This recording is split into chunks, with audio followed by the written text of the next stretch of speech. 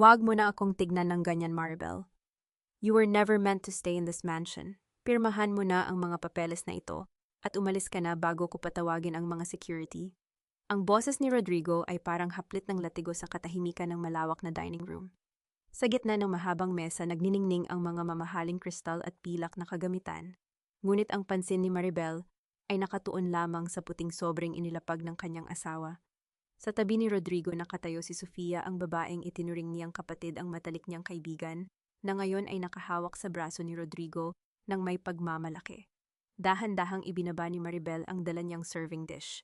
Ang kare-kareng iyon ay 4 na oras niyang niluto, tinis ang init ng kalan, at ang hapdi ng tumalsik na mantika sa kanyang braso dahil iyon ang paboritong ulam ni Rodrigo para sa kanilang 8th anibersaryo. Ang kanyang mga daliri ay nanginginig at ang bawat hibla ng kanyang kalamnan ay tila naninigas sa lamig na nagmumula sa kanyang sikmura. Ang singsing sa kanyang daliri ay tila naging isang mabigat na kadena sumasakal sa kanyang sirkulasyon habang tinititigan ang nakaumbok na tiyan ni Sofia sa ilalim ng suot nitong mamahaling sutla. 8 years, Rodrigo, ang tanging lumabas sa tuyot na labi ni Maribel. Ang kanyang boses ay mahina, parang kaluskos ng tuyong dahon, ngunit puno ng bigat ng 8 taong pagtitiis. 8 taon siyang gumising bago sumikat ang araw para pagsilbihan ang pamilya de Alvear. 8 taon niyang nilunok ang lahat ng pang-aalipusta ng kanyang biyenan, tinalikuran ang sariling pangarap para maging isang anino sa likod ng tagumpay ng kanyang asawa. Enough with the drama, Maribel. Biglang sumingit si Doña Consuelo, ang kanyang biyenan, habang pababang naglalakad sa grand staircase. Ang tunog ng kanyang mga takong ay parang martilyo na bumabaon sa dibdib ni Maribel. You were just a charity case we picked up from the province. Huwag kang umasta na parang may karapatan ka sa pangalang de Alvear. Look at Sofia, she's carrying a true heir. Ikaw, you're just a dry well, isang baog na walang silbi. Ang bawat salita ay parang karayom na tumutusok sa puso ni Maribel, ngunit mas masakit ang pananahimik ni Rodrigo. Ang lalaking ipinaglaban niya, ang lalaking pinagalayan niya ng kanyang buhay at lihim na misyon, ay hindi man lang makatingin sa kanya ng diretso. Sa loob ng kanyang dibdib, ang pusong dati ay puno ng pagmamahal, ay unti-unting nagkakalasog-lasog, nagiging abo sa harap ng apoy ng kataksilan. Hindi na nakasagot si Maribel nang biglang bumukas ang dambuhalang pinto ng mansion. Hindi mga bisita ang pumasok, kundi mga lalaking nakauniporme ng pulis sa pangunguna ng isang opisyal na may malamig na tingin. Sa likod nila ay ang kanyang amang biyenan, si Don Rogelio, na may bakas ng peking pag-aalala sa muka. I'm sorry, Maribel, but we cannot tolerate a criminal in this family, ang mariing deklara ni Don Rogelio. Officer, iyan ang babaeng sinasabi ko. Check the master bedroom. Doon niya itinago ang mga illegal na kontrabando na ninakaw niya sa kumpanya. Tila tumigil ang mundo ni Maribel. Ang kanyang mga pandinig ay nabingi at ang tanging naririnig na lamang niya ay ang sarili niyang mabilis na tibok ng puso. Pinanood niya ang mga pulis na pumanhik sa itaas at ilang sandali pa ay bumaba ang mga ito, dala ang isang bag na puno ng mga pakete ng puting pulbos. Mga ebidensyang kailanman ay hindi niya nakita o hinawakan. Hindi totoo yan, Rodrigo. Alam mong hindi ko magagawa yan. Ang sigaw ni Maribel ay bumaon sa pader ng mansion, ngunit sinalubong lamang siya ng isang malakas na sampal mula sa kanyang asawa. Ang kanyang ulo ay tumagilid at ang lasa ng dugo ay humalo sa kanyang laway. You're a disgrace, Maribel, to think na pinagkatiwalaan kita, ang sabi ni Rodrigo nang may pandidiri. Take her away, ayaw ko nang makita ang mukha ng kriminal na yan. Habang pilit na pinipusasan ng mga pulis ang kanyang nanginginig na mga kamay, nakita ni Maribel ang isang mabilis na palitan ng tingin ni Don Rogelio at Rodrigo, isang tingin ng tagumpay. Doon sa gitna ng kanyang pagkawasak, isang malamig at matalim na katotohanan ang gumuhit sa kanyang isipan. Hindi ito isang aksidente. Ito ay isang planadong pagpatay sa kanyang pagkatao. Ang pinakamasakit na bahagi ay hindi ang mga posas, kundi ang tinig ng maliit na batang tumatakbo pababa mula sa 2nd palapag. Nanay-nanay, saan po kayo dadalhin? Ang sigaw ni Angel, ang kanyang 6 na taong gulang na anak, ay parang punyal na humiwa sa kanyang kaluluwa. Sinubukan ni Maribel na abutin ang bata, ngunit marahas siyang hinila ng mga pulis. Angel, baby, makinig ka kay nanay. Hindi na natapos ni Maribel ang kanyang sasabihin nang harangan siya ni Sofia. Ang dati ay maamong mukha ng kanyang kaibigan ay napalitan ng isang mapang-uyam na ngiti. Don't worry, Maribel. I'll be the mother she deserves. Hinding-hindi ka na niya makikita pa. Habang kinaladkad si Maribel palabas ng mansyong naging kulungan niya, sa loob ng 8 taon ang ulan, ay nagsimulang pumatak tila nakikiramay sa kanyang tahimik na pagtangis. Isinakay siya sa patrol car, at habang dahan-dahang lumalayo ang sasakyan, tinitigan niya ang bintana ng silid ng kanyang anak. Doon sa ilalim ng malamig na liwanag ng buwan isang pangako, ang nabuo sa puso ng babaeng itinuring nilang basura. Sa loob ng 8 taon si Maribel ang naging biktima. Ngunit sa gabing ito ang biktima ay namatay na kasama ng kanyang mga luha.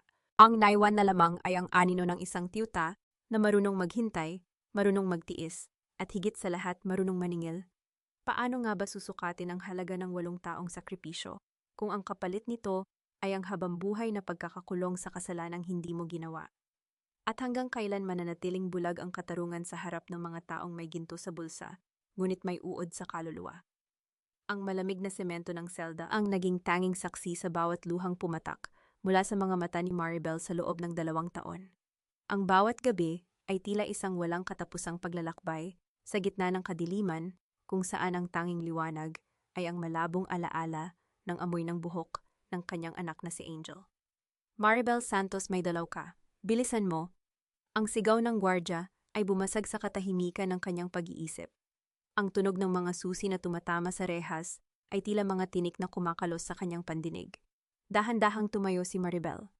Ang kanyang katawan ay naging payat, ang kanyang mga balikat na dati ay laging tuwid ay tila bumigay na sa bigat ng katarungang ipinagkait sa kanya. Ngunit sa ilalim ng kanyang maputlang balat ang mga mata ng isang tiyuta ay unti-unti nang nagliliyab hindi na ng pag-asa, kundi ng isang matinding determinasyon. Sa kabilang panig ng makapal na salamin sa visitation room, nakaupo si Sofia. Mukhang mas lalong yumaman ang kaibigan. Nakasuot ito ng isang mamahaling perlas na kwintas at ang kanyang buhok ay maayos na nakastyle malayo sa hitsura ni Maribel na nakasuot ng kupas na kulay kahel na uniforme. Bakit ka narito, Sofia? Ang boses ni Maribel ay paos ngunit may talim na hindi kayang itago. I just wanted to check on you, my dear friend. Ang sagot ni Sofia nang may mapaglarong ngiti.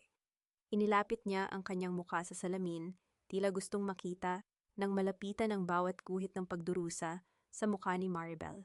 Actually, may dala akong regalo. Ito ang latest photo ni Angel. Gusto mo bang makita? Iniharap ni Sofia ang kanyang cellphone sa salamin. Doon nakita ni Maribel si Angel na nakasuot ng magarang damit na kangiti, habang may hawak na malaking manika. Ngunit ang sakit ay dumaloy sa ugat ni Maribel nang makita niyang nakayakap ang kanyang anak sa binti ni Sofia. Nanay na ang tawag niya sa akin, Maribel. Ang bulong ni Sofia ang kanyang boses ay puno ng lason. Tinapon na ni Rodrigo ang lahat ng litrato mo. Sinabi namin sa kanya na iniwan mo siya dahil mas mahal mo ang pera at ang masamang gawain. For her, you're just a bad memory that she's slowly forgetting. Hayop ka, ang nanginginig na sabi ni Maribel. Ang kanyang mga kamay ay mahigpit na nakakuyom sa ilalim ng mesa, ang kanyang mga kuko ay bumaon sa kanyang sariling palad hanggang sa malapit nang lumabas ang dugo. Alam mong wala akong kasalanan. Alam ninyong lahat yan. Justice is for the winners, Maribel. At tignan mo tayo ngayon sino ba ang nanalo. Tumayo si Sofia, inayos ang kanyang designer bag at tiningnan si Maribel mula ulo hanggang paa. Huwag ka nang umasang makakalabas ka pa rito nang buo ang bait. Enjoy your stay, Major. Nang makaalis si Sofia, naiwang mag-isa si Maribel sa gitna ng nagngangalit na katahimikan. Bumalik siya sa kanyang selda, ngunit sa pagkakataong ito, hindi siya umiyak. Humiga siya sa matigas na papag at tinitigan ang kisame na puno ng mantsa ng kahapon. Huling beses mo na yan, Sofia, ang bulong niya sa hangin. Huling beses niyo na akong makikitang talunan. Sa mga sumunod na buwan, ang Maribel na kilala ng lahat bilang mahina at laging biktima ay unti-unting naglaho. Sa loob ng madilim na pasilyo ng kulungan, sinimulan niyang gamitin ang kanyang kasanayan bilang isang special agent. Hindi siya nakikipag-away, ngunit ang kanyang mga titig ay naging sapat na para hindi siya bastusin ng mga pinakamatapang na bilanggo. Naging tagapagtanggol siya ng mga matatandang bilanggo na inaapi, at sa bawat galaw niya ramdam ang isang awtoridad na hindi galing sa posisyon, kundi sa isang pusong bakal. Isang gabi habang naglilinis siya ng library ng kulungan, ang tanging lugar kung saan nararamdaman niyang malaya pa rin ang kanyang isipan, isang lumang libro ang iniabot sa kanya ng isang matandang bilanggo na tinulungan niya laban sa mga bully noong nakaraang linggo. Para sa iyo ito, Maribel. May nakasuksok dyan na para sa iyo lang, ang mahinang sabi ng matanda bago ito mabilis na lumayo. Binuksan ni Maribel ang libro. Sa gitna ng mga pahina ay may isang maliit na piraso ng papel, tila galing sa isang mamahaling stationery na hindi mo inaasahang makikita sa loob ng bilangguan. Walang pangalan ang nagpadala, ngunit ang mga salitang nakasulat ay nagpatigil sa tibok ng kanyang puso. Alam ko kung sino ka talaga, Tiyuta Winifred Santos. Ang katarungan ay hindi natutulog, naghihintay lang ito ng tamang pagkakataon. Kung gusto mong mabawi ang anak mo at linisin ang pangalan mo, maghintay ka sa 12:00 ng gabi sa susunod na linggo. May pintong bubukas para sa iyo. Nanginginig ang mga daliri ni Maribel habang binabasa ang lihim na mensahe. Sino ang nakakaalam ng kanyang tunay na pagkakakilanlan? Sino ang taong ito na nag-aalok ng kalayaan sa gitna ng kanyang kawalan ng pag-asa? Habang ang anino ng mga rihas ay humahaba sa sahig ng library, naramdaman ni Maribel ang muling pagkabuhay ng kanyang dugo. Ang apoy ng paghihiganti ay hinaluan ng isang bagong klase ng kaba. Sa labas ang kulog ay gumuhit sa kalangitan, tila isang babala na ang bagyong parating ay hindi basta-basta mawawala. Ang bawat patak ng ulan sa bubungan ng kulungan ay naging tunog ng mga yabag ng isang taong paparating, isang taong maaaring maging tagapagligtas niya o ang huling pako sa kanyang kabaong. Ang 12:00 ng gabi ay malapit na. At sa gabing iyon, ang kapalaran ni Maribel ay muling magbabago sa paraang hindi niya kailanman inakala. Laya ka na, Maribel Santos. Huwag mo na kaming bibigyan ng sakit ng ulo ulit. Pirmahan mo na ang mga huling release papers at lumayas ka na sa paningin ko. Ang boses ng warden ay walang bahid ng emosyon, tila isang sirang plaka na paulit-ulit na naririnig ni Maribel.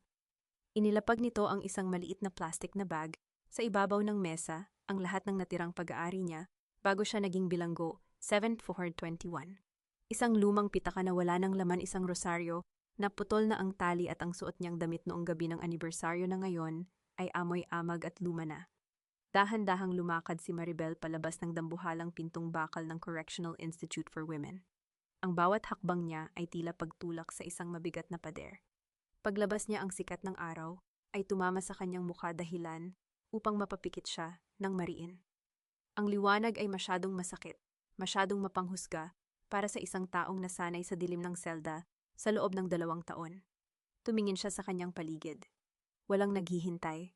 Walang pamilyang may dalang bulaklak, walang anak na tatakbo para yakapin siya. Ang kalsada ay puno ng mga taong nagmamadali, mga sasakyang nagbubuga ng itim na usok, at ang ingay ng lungsod na tila isang dambuhalang hayop na handa siyang lamunin muli. Ang bawat busina ng mga dumaraang jeepney ay pumupunit sa katahimikan ng kanyang isipan, tila nagpapaalala na ang mundo ay hindi huminto habang siya ay nagdurusa. Tiyuta Santos, isang malalim at kalmadong boses ang narinig niya mula sa kanyang likuran. Lumingon si Maribel at nakita ang isang lalaking nakasuot ng simpleng polo shirt at salamin na kasandal sa isang itim na SUV. Hindi ito ang hitsura ng isang sundalo, ngunit ang paraan ng pagtayo nito ay may bakas ng disiplina. Sino ka, paano mo nalaman ang pangalang yan? Ang boses ni Maribel ay matalim, ang kanyang defensive stance ay automatikong bumalik, ang mga kamay ay bahagyang nakakuyom. Ako si Tiago, ang nagpadala ng sulat sa iyo sa loob, ang sagot ng lalaki. Inayos nito ang kanyang salamin at binuksan ang pinto ng sasakyan. Huwag kang mag-alala, hindi ako kaaway. Sa katunayan, ako lang ang tanging kakampi mo sa labas na ito. Sumakay ka na bago pa tayo mapansin ng mga tauhan ni Don Rogelio. Sa loob ng sasakyan, ang amoy ng mamahaling leather at aircon ay tila isang estrangherong sensasyon para kay Maribel. Nanatili siyang tahimik habang binabagtas nila ang EDSA. Tumingin siya sa bintana at doon sa isang dambuhalang billboard sa tapat ng Guadalupe, nakita niya ang isang pamilyar na muka, si Sofia. Nakasuot ito ng puting gown, nakangiti ng napakatamis habang may hawak na plaque para sa The Alvear Charity Foundation. Sa tabi nito ay si Rodrigo na mukhang mas matikas at mas makapangyarihan. Nakasulat sa billboard ang mga salitang "The Face of Integrity and Compassion." Naramdaman ni Maribel ang pag-akyat ng pait sa kanyang lalamunan. Ang kanyang mga daliri ay bumaon sa upuan ng sasakyan hanggang sa maramdaman niya ang sakit. Sila ang mukha ng integridad, ang mga taong nagnakaw ng kanyang buhay at ng kanyang anak. Gusto mo silang pabagsakin, hindi ba yung basag ni Tiago sa katahimikan? Hindi ito nakatingin sa kanya kundi diretso sa kalsada. Pero sa hitsura mong yan, hindi mo sila malalapitan. Para sa kanila ikaw ay isang basurang kinalimutan na. Para makaganti ka, kailangan mong mamatay muli. Dinala siya ni Tiago sa isang safe house, sa isang tahimik na subdivision sa Taguig. Doon sa loob ng isang silid na puno ng mga makabagong kagamitan at mga dokumento, hinarap ni Maribel ang kanyang sarili sa salamin. Ang buhok niyang mahaba at magulo ay pinutol niya ng maikli hanggang sa balikat na lamang. Ang kanyang mga mata na dati ay puno ng luha ay naging kasing lamig ng yelo. Mula ngayon, wala na si Maribel Santos, sabi ni Tiago habang iniabot sa kanya ang isang bagong passport at mga legal na dokumento. Meet Miss Winona Salcedo, isang mayamang investor mula sa Singapore na naghahanap ng mapaglalagakan ng kapital sa Manila. Sa papel, wala kang kinalaman sa pamilya de Alvear, pero sa katotohanan ikaw ang magiging mitsa ng kanilang paghina. Isinuot ni Maribel ngayon ay si Winona ang isang eleganteng itim na blazer. Tumingin siya muli sa salamin. Ang babaeng nasa harap niya ay hindi na ang kondawang IPI. Siya ay isang imahe ng kapangyarihan ng yaman at ng isang lihim na panganib. Kailan tayo magsisimula? Tanong ni Winona. Ang kanyang boses ay wala ng panginginig, tila isang kumpas ng kamatayan na nakatadhana ng mangyari. Bukas ang grand opening ng bagong hotel ng mga de Alvear.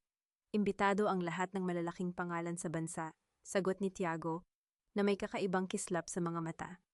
Doon mo sila unang makikilala muli. Pero Winona, tandaan mo, kailangan mong pigilin ang iyong galit. Ang unang hakbang ng paghihiganti ay ang pagpapanggap na wala kang alam. Tumango si Winona. Ngunit sa likod ng kanyang bagong anyo, ang pusong ina ay sumisigaw pa rin para sa kanyang anak. Sa bawat gabi ng kanyang bagong buhay, iisang tanong ang nananatili sa kanyang isipan, isang tanong na walang kasiguraduhan ang sagot. Makikilala pa kaya siya ng kanyang anak sa likod ng bagong mukhang ito o tuluyan na siyang nabura sa gunita ng batang tanging dahilan ng kanyang paghinga? Ang gabi sa Bonifacio Global City ay puno ng mga ilaw na tila mga bituin na bumagsak sa lupa, ngunit sa loob ng penthouse na nagsisilbing safe house ni Winona, ang kadiliman ay nananatiling mas makapal. Nakatayo siya sa harap ng dambuhalang bintana, tinititigan ang sariling reflection. Ang suot niyang mamahaling silk na pantulog ay dumadausdos sa kanyang balat, isang marangyang pakiramdam na dati ay pangarap lamang ngunit ngayon ay tila isang malamig na balute. Hindi ka pa natutulog. Ang boses ni Tiago ay mahina nang gagaling sa dilim ng pasilyo. Narinig ni Winona ang mahinang paglapag ng isang baso sa ibabaw ng marmol na counter. Paano ako makakatulog kung ang bawat pagpikit ko ay mukha ng anak ko ang nakikita ko? Ang sagot ni Winona nang hindi lumingon. Sabihin mo sa akin, Tiago, bakit mo ito ginagawa? Bakit mo itinataya ang pangalan at buhay mo para sa isang dating bilanggo na wala namang maibibigay sa iyo? Lumakad si Tiago palapit hanggang sa maramdaman ni Winona ang init ng presensya nito sa kanyang likuran. Hindi ito masyadong malapit para maging bastos, ngunit sapat na para maramdaman niya ang bigat ng emosyon ng lalaki. Dahil pareho tayo, Winona, ang bulong ni Tiago. Pareho tayong mga multo na pilit binubura ng pamilya de Alvear. Nakikita mo ang mga gusaling iyan. Ang bawat pundasyon niyan ay nakatayo sa ibabaw ng mga taong dinurog ni Don Rogelio. At isa na roon ang nanay ko. Dahan-dahang lumingon si Winona. Sa ilalim ng malabong liwanag mula sa labas, nakita niya ang lamat sa matatag na anyo ni Tiago. Ang mga mata nito na laging mukhang kalmado ay puno ngayon ng isang matandang sakit, isang sugat na tila hindi kailanman naghilom. Anak ako sa labas, Winona. Isang pagkakamali na pilit itinago ni Don Rogelio sa ilalim ng basahan. Patuloy ni Tiago, ang kanyang panga ay nagngangalit. Namatay ang nanay ko sa hirap habang ang tatay ko ay nagpapakasasa sa yaman. Noong sinubukan kong lumapit sa kanya noong bata pa ako, ipinabugbog niya ako sa mga security niya at sinabihang huwag nang magpapakita. Doon ko natutunan na sa mundong ito ang katarungan ay hindi ibinibigay, ito ay kinukuha. Natahimik ang buong silid. Ang tanging naririnig ay ang mahinang ugong ng aircon at ang malayo ngunit tuloy-tuloy na ingay ng trapiko sa ibaba. Sa sandaling iyon, ang pader na itinayo ni Winona sa paligid ng kanyang puso ay bahagyang nayanig. Hindi na niya nakikita si Tiago bilang isang misteryosong abogado, kundi bilang isang kaluluwang kasing sugat ng sa kanya. So gagamitin mo ako, tanong ni Winona, ang kanyang boses ay may bahid ng pag-unawa kaysa sa galit. Gagamitin mo ang galit ko para makuha ang gusto mo. Gagamitin natin ang isa't isa. Pagtatama ni Tiago. Inabot nito ang kamay ni Winona at dahan-dahang hinawakan ang kanyang mga daliri. Ang haplos nito ay mainit, puno ng respeto at isang pangakong hindi binibigkas. Sugatan ka, Winona. Sugatan din ako. Pero ang dalawang taong sugatan kapag nagsama ay nagiging pinakamabagsik na kalaban. Tutulungan kitang makuha ang anak mo at tutulungan mo akong bawiin ang nararapat para sa nanay ko. Tinitigan ni Winona ang kanilang mga kamay na magkahawak. Isang kakaibang kislap ng damdamin ang dumaan sa kanyang sistema, isang bagay na matagal na niyang kinalimutan. Ngunit mabilis din siyang bumalik sa realidad. Ang pag-ibig o pagtitiwala ay mga luho na hindi niya kayang bayaran sa ngayon. Tandaan mo, Tiago, sabi ni Winona, habang dahan-dahang binabawi ang kanyang kamay. Kapag natapos na ito, at nalaman kong niloko mo rin ako, hindi ako magdadalawang isip na unahin ka. Isang mapait na ngiti ang sumilay sa labi ni Tiago. I expect nothing less from a major. Nang makalis si Tiago para bumalik sa kanyang silid, naiwan si Winona na may dalang kakaibang bigat sa dibdib. Lumakad siya patungo sa mesa kung saan nakalatag ang mga plano para sa susunod na araw. Ngunit sa pagdaan niya sa study table ni Tiago may isang bagay na kumuha ng kanyang attention. Isang drawer na bahagyang nakabukas. Dahil sa kanyang kasanayan bilang espiya, hindi niya mapigilang silipin ang laman nito. Sa ilalim ng mga legal na dokumento, nakita niya ang isang itim na leather case. Binuksan niya ito at naramdaman ang lamig ng bakal. Isang baril, isang 9mm pistol, maayos ang pagkakalinis at puno ng bala. Sa tabi nito ay isang larawan ni Don Rogelio na may pulang X sa gitna ng noo. Ngunit hindi ang baril ang nagpatigil sa paghinga ni Winona, kundi ang isang maliit na notebook sa tabi nito. Binuksan niya ang unang pahina at nakita ang isang listahan ng mga pangalan. Ang unang pangalan sa listahan ay Rodrigo de Alviar, ang pangalawa ay Sofia, at ang pangatlong pangalan ay ang sarili niyang pangalan, Maribel Santos. Sa tabi ng kanyang pangalan may nakasulat na isang salita sa pulang tinta, disposable. Naramdaman ni Winona ang muling pagtigas ng kanyang puso. Ang init na naramdaman niya kanina ay biglang naging yelo, habang ang tunog ng ulan ay nagsisimulang humampas sa salamin ng bintana. Nalaman ni Winona na sa giyerang ito, wala siyang ibang maaaring pagkatiwalaan, kundi ang sarili niyang mga kamay. Sino nga ba si Tiago, ang tagapagligtas na ipinadala ng langit, o ang diablo na nagbabalat kayo para tapusin ang sinimulan ng mga de Alviar and Tay? Sinasabi ko sa iyo, Rodrigo, may nakita akong gumagalaw sa lumang silid ni Maribel kagabi. At ang amoy ng sampagitang iyon. It was her favorite scent. Pakiramdam ko minamatyagan tayo ng babaeng iyon mula sa kung saan. Ang boses ni Sofia ay matinis at puno ng kaba, bumasag sa katahimikan ng malawak na master bedroom ng mga de Alviar. Nakatayo siya sa harap ng salamin, pilit na inaayos ang kanyang mamahaling hikaw, ngunit ang panginginig ng kanyang mga daliri ay hindi niya maitago. Sa likod niya si Rodrigo ay abala sa pag-aayos ng kanyang tuxedo, ang muka ay bakas ng iritasyon at pagkapagod. Sofia, please, stop being so paranoid. 2 taon na ang nakalilipas mula nang mabulok si Maribel sa kulungan. She's nothing now. Ang iniisip mo ay gawa-gawa lamang ng konsensya mo, ang sagot ni Rodrigo, nang hindi man lamang tumitingin sa asawa. Ang kanyang tinig ay malamig, walang bahid ng pagmamahal na dati niyang ipinapakita noong nagsisimula pa lamang ang kanilang relasyon sa likod ni Maribel. Hindi alam ni Rodrigo na sa labas ng kanilang bintana, sa ilalim ng anino ng naglalakihang puno, nang nara isang itim na sasakyan ang nakaparada. Sa loob nito nakaupo si Winona Salcedo, ang kanyang mga mata ay matalas na nakatitig sa liwanag na nagmumula sa silid na dati niyang kinalalagyan. Ang kanyang puso ay tila isang pirasong yelo na unti-unting naninigas, bawat tibok ay nagpapaalala sa kanya ng bawat sampal at bawat pag-aalipusta na natanggap niya sa loob ng bahay na iyon. Ready ka na ba? Ang boses ni Tiago ay nanggaling sa driver's seat. Kahit alam ni Winona ang tungkol sa listahang nakita niya kagabi, pinili niyang manatiling kalmado. Sa larong ito, ang unang magpapakita ng emosyon ay ang unang matatalo. Handa na akong ipakita sa kanila na ang multong kinalimutan nila ay may bago ng pangalan. Ang sagot ni Winona, ang kanyang boses ay kalmado ngunit may dalang bigat ng isang paparating na unos. Ang engranding ballroom ng The Alviar Grand Hotel ay puno ng halimuyak ng mga sariwang bulaklak at ang tunog ng mga violin na tumutugtog ng isang masayang himig. Ang mga matatayog na chandelier ay nagbibigay ng gintong liwanag sa mga panauhing nakasuot ng pinakamamahal na mga damit at hiyas.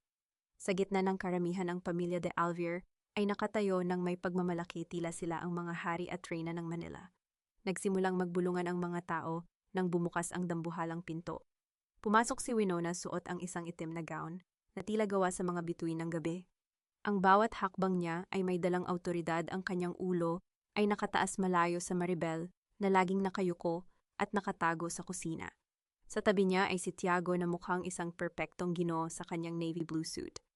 Good evening, Don Rogelio. It's an honor to finally meet the man behind this empire. Ang boses ni Winona ay parang musika, ngunit para kay Rodrigo na nakatayo malapit sa kanyang ama. Ang boses na yon ay nagdala ng isang kakaibang kilabot sa kanyang gulugod. Dahan-dahang lumingon si Rodrigo. Nanlaki ang kanyang mga mata at ang baso ng champagne na hawak niya ay bahagyang nayanig. Tinitigan niya ang babaeng nasa harap niya. Ang mga mata, ang hugis ng muka ito ay si Maribel. Ngunit ang aura, ang paraan ng pagsasalita at ang yaman na bumabalot sa kanya ay malayo sa babaeng itinapon niya sa kulungan. I am Winona Salcedo from Salcedo Global Holdings. Patuloy ni Winona, isang matamis, ngunit mapanganib ng ngiti ang sumilay sa kanyang labi habang iniabot ang kamay kay Rodrigo. And you must be Mr. Rodrigo de Alvear. I've heard so much about your loyalty to your family. Ang kamay ni Rodrigo ay nangginginig nang abutin niya ang kamay ni Winona. Ang haplos ng balat nito ay malamig, tila isang paalala ng kamatayan. Habang nakatitig sa mga mata ng babae, tila nakita ni Rodrigo ang lahat ng kasalanang ginawa niya noong nakaraang 2 taon. Sa kabilang dako, si Sofia ay hindi mapakali. Lumapit siya kay Winona, ang kanyang mukha ay puno ng pagduda at selos. Winona Salcedo, how strange. You look exactly like someone we used to know. Isang babaeng, well, let's just say she didn't have your class. Really? Ang sagot ni Winona, ang kanyang tawa ay mahina at puno ng pang-uyam. They say everyone has a doppelganger in this world, but usually only the guilty ones are afraid of ghosts, right? Mrs. de Alvear, natahimik si Sofia. Ang kanyang muka ay biglang namutla at ang kanyang mga mata ay pabalik-balik sa mukha ni Winona at sa kanyang asawa. May isang bagay sa tono ng pananalita ni Winona na nagpaparamdam sa kanya na ang gabi ay hindi pa nagtatapos sa simpleng pagpapakilala lamang. Habang nagpapatuloy ang party, lihim na nagtungo si Sofia sa powder room para ayusin ang kanyang sarili. Ngunit pagbukas niya ng kanyang mamahaling designer bag para kuhanin ang kanyang lipstick, isang bagay ang nahulog sa sahig. Isang lumang locket. Ang locket na pag-aari ni Maribel na naglalaman ng litrato ni Angel noong sanggol pa ito. Ang locket na akala ni Sofia ay itinapon na niya sa dagat 2 taon na ang nakalilipas. Ang tunog ng locket na tumama sa marmol na sahig ay tila isang pagsabog sa pandinig ni Sofia. Paano ito napunta sa loob ng kanyang bag? Sino ang naglagay nito doon? Ang katahimikan sa loob ng powder room ay biglang naging mabigat. Pakiramdam ni Sofia ay may nakatitig sa kanya mula sa mga anino ng malalaking salamin. Ang hangin ay biglang lumamig at ang amoy ng sampagita. Ang paboritong pabango ni Maribel ay muling bumalot sa paligid. Sino ang tunay na Winona Salcedo? At hanggang kailan kayang panindigan ng pamilya de Alvear ang kanilang mga kasinungalingan bago sila tuluyang lamunin ng multo ng kanilang nakaraan? Ang sikat ng araw sa labas ng St. Jude Academy ay napakaliwanag, tila nagyayabang sa ganda ng mundo, ngunit para kay Winona ang bawat sinag nito ay tila humahapdi sa kanyang balat. Nakatayo siya sa kabilang panig ng kalsada, nakasuot ng malaking salamin at isang manipis na scarf. Pilit na nagtatago sa ilalim ng anino ng isang dambuhalang puno ng kabalyero. Ang kanyang mga kamay ay mahigpit na nakakapit sa hawakan ng kanyang mamahaling bag. Ang kanyang mga kuko ay tila ibig nang bumaon sa balat ng kanyang mga palad. Lumabas ang mga bata mula sa dambuhalang gate ng paaralan, mga paslit na nakasuot ng malinis na uniforme, nagtatakbuhan at nagtatawanan habang sinalubong ng kani-kanilang mga magulang. At doon sa gitna ng karamihan, nakita niya ang isang maliit na figura na naglalakad ng mag-isa. Si Angel, ang kanyang anak. Ang huling beses na nayakap ni Winona ang bata ito ay isang sanggol pa lamang na amoy gatas at pulbos. Ngayon si Angel ay isang batang babae na may mahabang buhok na nakapusod at may dalang mabigat na bag na tila mas malaki pa sa kanyang maliit na katawan. Ang bawat hakbang ni Angel ay walang kislap, ang kanyang mga mata ay laging nakatingin sa kanyang sariling mga sapatos, malayo sa sigla ng ibang mga bata sa kanyang paligid. Hindi na namalayan ni Winona na ang kanyang mga paa ay kusa ng humahakbang patungo sa bata. Ang bawat pagitan ng kanilang distansya ay tila 1 kilometro ng pasakit. Nang makalapit siya, naupo siya sa isang bench malapit sa kinatatayuan ni Angel. "Hi little one, naghihintay ka ba ng sundo mo?" Ang boses ni Winona ay nanginginig, pilit niyang pinipigilan ang pagpiyok ng kanyang lalamunan. Gusto niyang sumigaw. Gusto niyang dambahin ang bata at hinding-hindi na bitawan, ngunit ang katuwiran ay nananatiling nakagapos sa kanyang isipan. Tumingala si Angel. Ang mga mata nito ay eksaktong kopya ng mga mata ni Winona, puno ng lungkot at isang uri ng lalim na hindi dapat nararanasan ng isang bata. "Opo, si Mommy Sofia po." Sabi niya malilate daw po siya ng kaunti kasi may meeting siya sa foundation. Naramdaman ni Winona ang isang matinding bugso ng galit nang marinig ang pangalan ni Sofia. "Mommy Sofia, mabait ba siya sa iyo?" Yumuko si Angel, ang kanyang maliit na kamay ay pilit na hinihila ang mahabang manggas ng kanyang cardigan para itago ang kanyang braso. Ngunit hindi nakaligtas sa matalas na mata ng isang ina ang isang bahid ng lila at asul na pasa sa bandang pulso ng bata. Ang hininga ni Winona ay tila tumigil. Ang kanyang puso ay pinipiga ng isang hindi nakikitang kamay. "Anong nangyari sa kamay mo, Angel?" "Wala po, nadapa lang po ako sa playground." Ang mabilis na sagot ng bata, isang sagot na halatang itinuon sa kanya ng isang taong takot. Ang boses ni Angel ay tila isang maliit na ibon na may bali ang pakpak. "Huwag kang magsisinungaling sa akin, anak." Ang muntik nang masabi ni Winona, ngunit mabilis niyang kinagat ang kanyang labi. Inabot niya ang kamay ni Angel at dahan-dahang hinaplos ang pasa. Ang haplos na iyon ay puno ng lahat ng mga gabi ng pangungulila sa loob ng selda, lahat ng mga dasal na inalay niya para sa kaligtasan ng bata. Eksaktong sa sandaling iyon, isang marangyang puting sasakyan ang huminto sa harap nila. Bumukas ang pinto at lumabas si Sofia, nakasuot ng isang eleganteng floral dress at nakasuot ng malaking shades. Ang kanyang mukha ay agad na nagbago nang makita ang isang estrangherong babae na may hawak sa kamay ni Angel. "Angel, come here right now." Ang sigaw ni Sofia, ang boses ay matalim at puno ng awtoridad. Mabilis na lumapit si Angel sa kanya, tila isang tuta na takot mapalo. "Sino ka? Bakit mo hinahawakan ang anak ko?" Dahan-dahang tumayo si Winona. Ang kanyang aura AI biglang nagbago mula sa isang nagdadalamhating ina patungo sa isang malamig at makapangyarihang Winona Salcedo.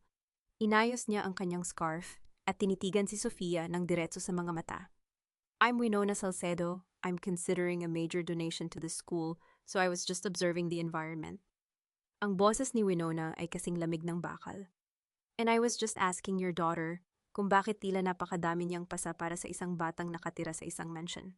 Namutla si Sofia sa ilalim ng kanyang makapal na makeup. Hinila niya si Angel nang marahas sa likuran niya, ang kanyang mga kuko ay bumaon sa balikat ng bata na naging sanhi ng pagdaing ni Angel sa sakit. "Wala kang pakialam sa paraan ng pagpapalaki ko sa anak ko, Miss Salcedo. She's a clumsy child, that's all. Let's go, Angel." Pinanood ni Winona habang isinasakay si Sofia si Angel sa sasakyan. Ang huling nakita niya, bago sumara ang pinto, ay ang mukha ni Angel na nakadikit sa bintana. Ang mga mata nito ay tila humihingi ng saklolo sa isang estrangherong hindi nito nakilala bilang sariling ina. Nang mawala ang sasakyan sa kanyang paningin, napaupo muli si Winona sa bench. Ang kanyang buong katawan ay nanginginig sa matinding galit at pait. Ang amoy ng usok ng sasakyan ay humalo sa amoy ng kanyang sariling mga luha na hindi na niya napigilang dumaloy. Ang bawat pasa sa katawan ni Angel ay isang panibagong utang na dapat bayaran ng pamilya de Alvear. At sa gabing iyon, habang ang bawat bituin ay tila nagtatago sa likod ng mga ulap, isang panata ang binuo ni Winona sa ilalim ng puno ng kabayero. Gaano nga ba kalalim ang sugat na kayang gawin ng isang huwad na ina sa puso ng isang batang walang kalaban-laban? At hanggang kailan kayang tiisin ng isang tunay na ina ang panunood mula sa malayo, habang ang sariling laman at dugo ay unti-unting dinudurog ng kaaway? Sa mundong ito, Miss Salcedo, may dalawang uri lamang ng tao, ang mga gumagawa ng tadhana at ang mga dinidiktahan nito. Sigurado ka ba kung saang panig ka kabilang?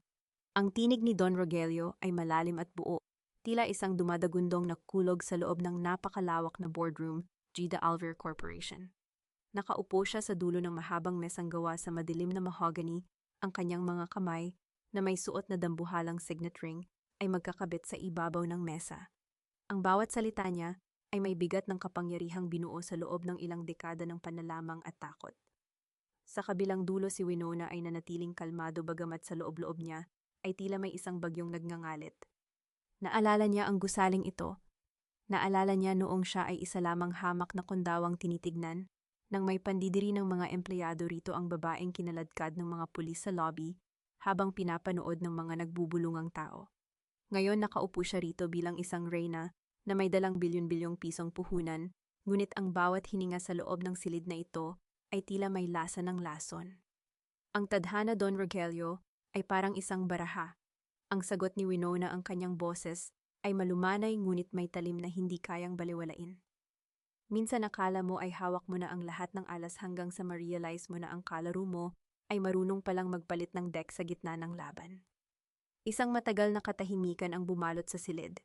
Ang tanging naririnig ay ang mahinang pag-ikot ng centralized air conditioning at ang marahang pagtapik ng daliri ni Don Rogelio sa ibabaw ng mesa. Ang matandang tigre ay naniningkit ang mga mata pilit na binabasa ang bawat galaw ng mukha ni Winona. Mayroon sa babaeng ito na nagpaparamdam sa kanya ng isang panganib na matagal na niyang hindi nararamdaman. Interesting ang bulong ng matanda. You talk like a soldier, not a businesswoman. Mayroon kang autoridad na hindi nabibili ng pera. Tell me, Miss Salcedo, nasaan ang mga magulang mo? Bakit tila wala kaming mahanap na record ng pamilya mo bago ka nagpunta sa Singapore? Naramdaman ni Winona ang pagbilis ng tibok ng kanyang puso, ngunit ang kanyang mukha ay nanatiling kasing tigas ng marmol. Ang kanyang mga daliri sa ilalim ng mesa ay nakakuyom, ang kanyang mga kuko ay bumaon sa kanyang palad hanggang sa maramdaman niya ang familiar na hapdi. Iyon ang kanyang mitsa, ang sakit na nagpapaalala sa kanya na hindi siya dapat bumigay. Ang mga taong katulad ko, Don Rogelio, ay hindi nabubuhay sa nakaraan. Ang sagot niya nang may kasamang malamig na ngiti. Ang mga magulang ko ay bahagi na ng kasaysayan. Ang mahalaga ay ang hinaharap na inaalok ko sa De Alvear Corporation. Unless, mayroon kayong itinatago na kinatatakutan ninyong mabulgar kapag pumasok ako sa inyong kumpanya. Tumawa si Don Rogelio, isang tawang walang katuwaan. Natatakot ako, wala pang taong nakapagpayanig sa pundasyon ng pamilyang ito. Hindi ang batas, hindi ang mga kaaway, at lalong hindi ang isang misteryosong babaeng bigla na lang sumulpot mula sa kawalan. Sa sandaling iyon, bumukas ang pinto ng boardroom at pumasok si Rodrigo dala ang ilang mga folder. Nang makita niya si Winona, tumigil siya sa paglakad. Ang kanyang mga mata ay pabalik-balik sa kanyang ama at sa babaeng tila isang buhay na bangungot para sa kanya. Father, kailangan mo itong makita. Ang sabi ni Rodrigo, ang kanyang boses, ay may panginginig. Inilapag niya ang isang dokumento sa harap ni Don Rogelio. Ang audit sa ating foundation, may mga butas. Isang malaking halaga ang nawawala at ang lahat ng pirma ay nakaturo kay Sofia. Ang mukha ni Don Rogelio ay biglang naging kulay abo. Ang kanyang kaninang mayabang na aura ay biglang napalitan ng isang matinding galit. Tumingin siya kay Winona na tila sinusuri kung may kinalaman ito sa nangyayari. I think, Miss Salcedo, kailangan nating ipagpaliban ang usapang ito. Ang maring sabi ni Don Rogelio. May mga kailangan kaming ayusin sa loob ng pamilya. Of course, ang sagot ni Winona habang dahan-dahang tumatayo. Inayos niya ang kanyang blazer at kinuha ang kanyang bag. Sabi ko naman sa inyo, ang tadhana ay mapaglaro. Minsan ang kalaban ay hindi nanggagaling sa labas, kundi sa loob mismo ng sarili ninyong pamamahay. Habang naglalakad si Winona palabas ng boardroom, ramdam niya ang matalas na titig ni Don Rogelio sa kanyang likuran. Alam niyang nagsimula na ang pagguho ng tore ng mga De Alvear. Ang lamat na ginawa niya sa pagitan ni na Sofia at ng pamilya ay unti-unti nang lumalaki. Ngunit bago siya makalabas ng opisina, hinawakan ni Rodrigo ang kanyang braso. Ang hawak nito ay mahigpit, puno ng desperasyon at isang uri ng takot. Sino ka ba talaga?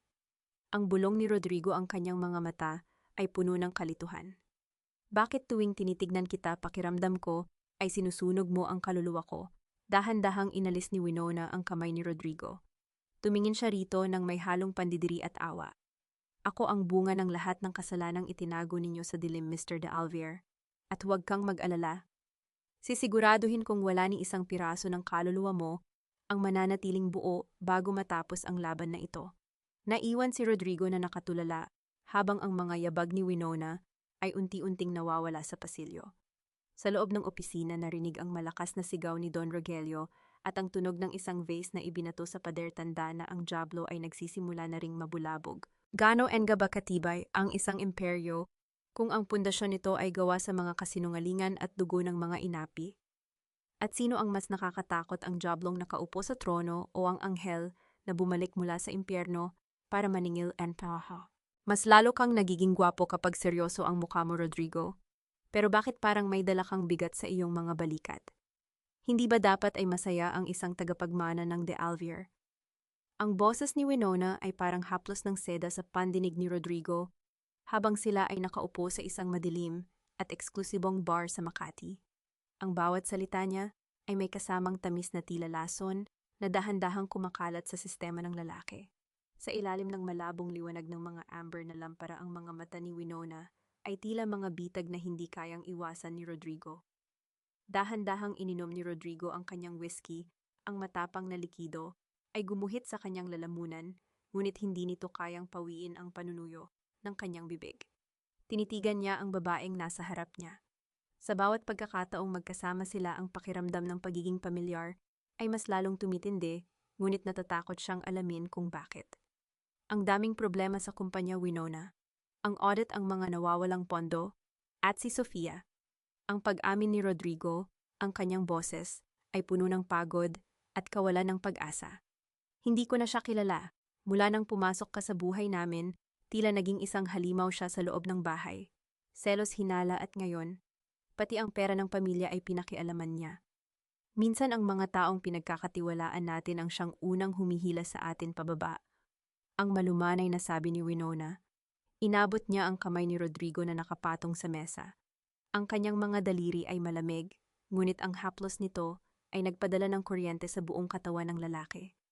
Hindi mo kailangang pasanin ang lahat ng ito ng mag-isa. May mga tao namang handang umunawa sa iyo, mga taong nakikita ang tunay mong halaga. Habang nangyayari ito, hindi nila alam na sa labas ng bar sa loob ng kanyang sasakyan, si Sofia ay nangginginig sa galit habang nakatingin sa kanilang dalawa mula sa malayo. Ang kanyang mga kuko ay bumaon sa manibela ng sasakyan, ang kanyang mga mata ay naniningkit sa tindi ng selos at takot. Ang bawat tawa ni Winona ay tila isang sampal sa kanyang pagkatao.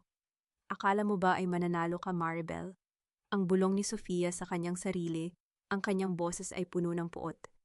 Hindi ko hahayaang agawin mo ang lahat ng pinaghirapan kong kunin. Akin si Rodrigo. Akin ang pamilyang ito. Nang makauwi si Rodrigo sa mansyon ng hating gabi, na sinalubong siya ng isang madilim at tahimik na bahay. Ngunit pag-akyat niya sa kanilang silid, bumukas ang ilaw at tumambad sa kanya si Sofia na nakaupo sa gilid ng kama. Ang mukha ay basang-basa ng luha, ngunit ang mga mata ay nagliliyab sa galit. Saan ka galing, Rodrigo? Kay Winona na naman ba? Ang matalim na tanong ni Sofia. Ang tunog ng kanyang boses ay tila isang basag na kristal sa katahimikan ng gabi. Sofia, pagod ako. Huwag na nating simulan ang away na ito. Ang sagot ni Rodrigo habang hinuhubad ang kanyang relos. Ang tunog ng paglapag ng relos sa ibabaw ng side table ay tila isang hudyat ng pagsisimula ng digmaan. Hindi na tayo mag-aaway, Rodrigo, dahil alam ko na ang ginagawa mo, isang x-ray ng mga audit documents, ang ibinato ni Sofia sa harap ni Rodrigo. Pinapalabas mo na ako ang nagnanakaw ng pera, ginamit mo ang pangalan ko para pagtakpan ang sarili mong mga gastos. Akala mo ba ay hindi ko malalaman? Anong sinasabi mo? Ang lahat ng ebidensya ay nakaturo sa iyo. Ang sigaw ni Rodrigo, ang kanyang pasensya ay tuluyan ng naubos. Ikaw ang gahaman, Sofia, ikaw ang hindi na kontento sa lahat ng ibinigay ko sa iyo. Ang kanilang sigawan ay umalingaw-ngaw sa buong pasilyo ng mansyon. Ang bawat masakit na salita ay tila isang kutsilyo na humihiwa sa kanilang pagsasama. Sa gitna ng kanilang pag-aaway, isang maliit na figura ang nakatayo sa may pintuan, nakasilip at nanginginig sa takot. Si Angel. Ang bata ay nakayakap sa kanyang luma at sirang manika, ang kanyang mga mata ay puno ng luha habang pinapanood ang kanyang ama at ang babaeng itinuturing niyang ina na naglalaplapan ng mga masasakit na salita. Ang tunog ng isang vase na nabasag sa sahig ay nagpatalon sa bata sa gulat. Tumigil na po kayo, please. Ang mahinang bulong ni Angel, ngunit walang nakarinig sa kanya. Sa kabilang dako ng lungsod sa loob ng kanyang penthouse, si Winona ay nakaupo ng tahimik habang nakikinig sa isang audio recording mula sa nakatagong device sa silid ni Rodrigo. Isang mapait at matagumpay na ngiti ang sumilay sa kanyang labi. Ang bawat sigaw at bawat pag-iyak na naririnig niya ay tila isang matamis na musika ng katarungan. Sige lang mag-away kayo, maghilaan kayo pababa, ang bulong ni Winona sa kadiliman. Dahil sa huli wala ni isa sa inyo ang mananatiling nakatayo.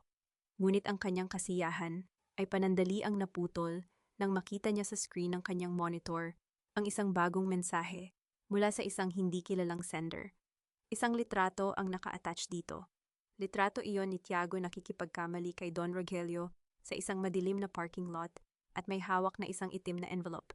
Ang puso ni Winona ay tila huminto sa pagtibok.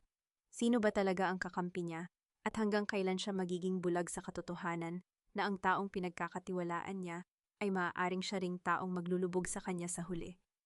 Ang tadhana ay mas lalong nagiging masalimuot at sa gitna ng pagtataksil sa loob ng pagtataksil, iisang tanong ang nananatili. Sino ang unang bibigay sa bigat ng sariling mga kasalanan? Magkano ang halaga ng katapatan mo, Tiago? Magkano ang halaga ng isang buhay na itinapon mo na sa basurahan bago pa man magsimula ang laban? Ang boses ni Winona ay kasing lamig ng hanging nanggagaling sa bukas na bintana ng penthouse. Nakatayo siya sa dilim, ang tanging liwanag ay ang nagmumula sa screen ng kanyang cellphone na ipinapakita ang litrato ni Tiago at Don Rogelio. Ang bawat salita niya ay tila isang matalim na piraso ng bubog na bumabaon sa katahimikan ng silid. Dahan-dahang pumasok si Tiago, hindi nagugulat, hindi natatakot. Inilapag niya ang kanyang itim na briefcase sa ibabaw ng sofa at tinanggal ang kanyang salamin. Ang tunog ng paglapag ng briefcase ay tila isang hudyat ng pagtatapos ng kanilang huwad na alyansa. Tinitigan niya si Winona nang may isang ekspresyong hindi mabasa, isang halo ng lungkot, pagod, at isang uri ng kalupitang ngayon lamang nakita ng babae. Akala ko ba ay matalino ka, Winona? Akala ko ba ay sanay ka sa magalaro ng mga espya, ang malumanay na sagot ni Tiago.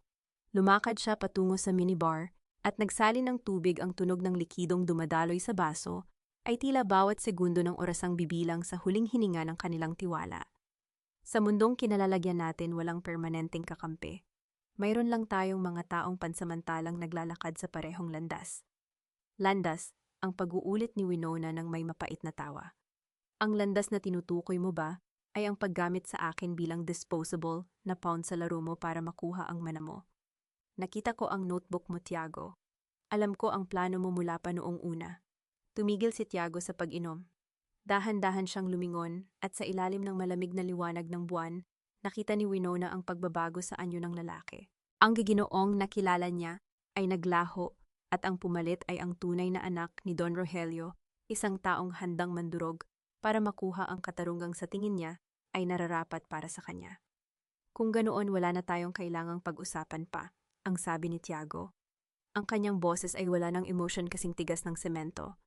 Sa isang mabilis na galaw, kinuha ni Tiago ang kanyang baril mula sa ilalim ng kanyang coat. Ang tunog ng pag-cock ng baril ay umalingaw-ngaw sa buong penthouse, isang mechanical na tunog na nagpatayo ng balahibo ni Winona. Itinutok niya ang dulo ng baril diretso sa pagitan ng mga mata ni Winona. Pasensya na, Winnie, pero mas mahalaga ang plano kaysa sa nararamdaman ko, ang bulong ni Tiago. It's just business. Kailangan ni Don Rogelio ng isang sakripisyo para maniwala siyang nasa panig niya ako. At ikaw ang pinakamagandang alay na maibibigay ko sa kanya. Naramdaman ni Winona ang malamig na pawis na gumugulong sa kanyang likuran, ngunit ang kanyang mga paa ay nanatiling nakadikit sa sahig. Ang kanyang pagsasanay bilang special agent ay automatikong gumana. Ang kanyang isipan ay nagsimulang magkalkula ng distansya, ng anggulo at ng pagkakataong mabuhay. Ngunit mas masakit kaysa sa banta ng bala ay ang katotohanang ang lalaking pinagkatiwalaan niya, ang lalaking akala niya ay nakakaintindi sa kanyang sakit, ay siya ring taong handang pumatay sa kanya. Ganyan ka ba kadesperado, Tiago? Ang hamon ni Winona, ang kanyang boses, ay nanatiling matatag kahit na ang kanyang puso ay nagkakaluray-luray na sa loob. Ganyan ka ba kahina na kailangan mong pumatay ng isang inang, ang tanging hangad lang ay mabawi ang anak niya? Huwag mong gamitin ang anak mo para konsensyahin ako. Ang sigaw ni Tiago, ang kanyang kamay na may hawak ng baril ay bahagyang nanginginig. Ang lahat sa mundong ito ay may presyo, Winona, at ang presyo ng kalayaan ko ay ang pagkawala mo. Habang ang tensyon ay umaabot sa sukdulan, biglang narinig ang isang kakaibang tunog mula sa pintuan ng penthouse. Isang mabilis at sunod-sunod na pagkatok na tila humihingi ng saklolo. Daddy Tiago, buksan niyo po ang pinto. Ang boses ni Angel. Ang boses ng bata ay tila isang kidlat na tumama sa gitna ni na Winona at Tiago.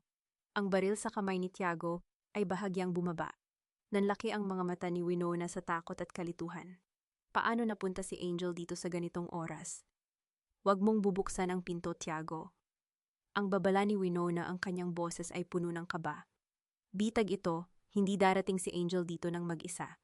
Ngunit bago pa man makakilos si Tiago, ang pinto ay marahas na bumukas. Hindi si Angel ang pumasok kundi si Sofia na may hawak na isang tablet kung saan maririnig ang boses ni Angel na umiiyak. Sa likod ni Sofia ay ang mga tauhan ni Don Rogelio, mga lalaking may bit-bit na dambuhalang kagamitang pang-torture at mga baril. Ang ganda ng drama nyo, nakaka-touch ang wika ni Sofia nang may mapang-uyam na tawa. Pero mukhang pareho kayong na-checkmate ni Don Rogelio. Tiago, akala mo ba ay hindi alam ng ama mo ang laro mo? At ikaw, Maribel? O Winona? O kahit ano pa ang itawag mo sa sarili mo? Oras na para matapos ang lahat.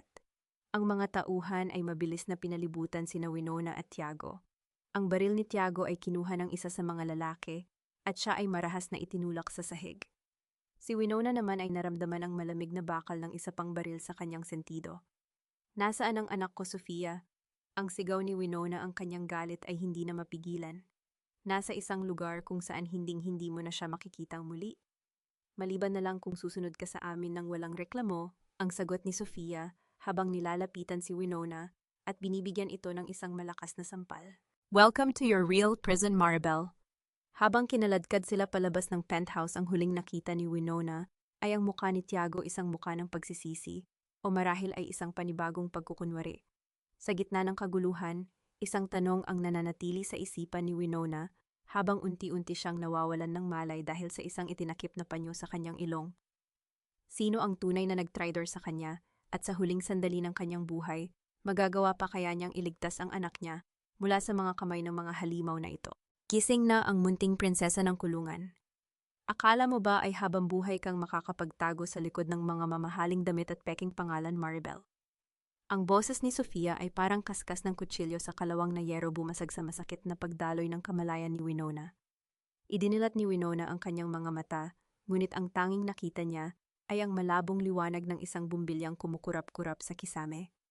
Ang amoy ng kalawang lumang gulong at napanis na pagkain ay dumikit sa kanyang ilong, tila isang paalala na bumalik na naman siya sa ilalim sa lugar kung saan itinapon ang mga taong wala ng halaga. Naramdaman ni Winona ang hapdi ng mga lubid na nakatali ng mahigpit sa kanyang mga pulso at bukong-bukong. Nakaupo siya sa isang matigas na silyang gawa sa bakal sa gitna ng isang abandonadong bodega. Sa kabilang dulo ng silid nakita niya si Tiago. Ang kanyang kakampi ay nakagapos din ang muka, ay puno ng pasa, at ang gilid ng labi ay dumadaloy ang sariwang dugo. Ang kanyang mamahaling suit ay punit-punit na isang kabalintunaan sa kanyang imahe bilang isang matalinong abogado. Tignan mo ang sarili mo, Maribel. Ang patuloy ni Sofia, habang dahan-dahang lumalakad paikot sa kanya, ang tunog ng kanyang mga takong sa semento, ay tila bawat segundo ng oras ang bibilang sa kamatayan. Nagmukha ka lang kasing yaman namin sa loob ng ilang linggo, pero sa huli dito rin ang bagsak mo. Isang basurang itinapon at ngayon ay tuluyan ng susunugin. Nasaan ang anak ko? Ang boses ni Winona ay paus, ang bawat salita ay nagdudulot ng hapdi sa kanyang tuyot na lalamunan.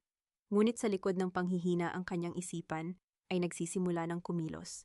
Sinusukat niya ang higpit ng lubid, hinahanap ang bawat posibleng kahinaan sa kanyang paligid. Ang kasanayan niya bilang tiyuta ay hindi nawala. Mas lalo lamang itong tumalas sa gitna ng panganib. Huwag kang mag-alala kay Angel, she's safe, for now, ang sagot ni Sofia nang may mapang-uyam ng ngiti. Inilabas niya ang isang maliit na gunting mula sa kanyang bulsa at dahan-dahang nilaro ang dulo nito sa pisngi ni Winona. Pero alam mo, Maribel, nakakaawa ang batang iyon. Paulit-ulit niyang tinatanong kung nasaan ang tunay niyang nanay. Sabi ko, namatay na ang nanay niya sa kulungan dahil sa sobrang sama. At alam mo ba, naniwala siya. Ramdaman ni Winona ang isang matinding pagsabog ng sakit sa loob ng kanyang dibdib. Isang sakit na mas matindi kaysa sa anumang pisikal na torture.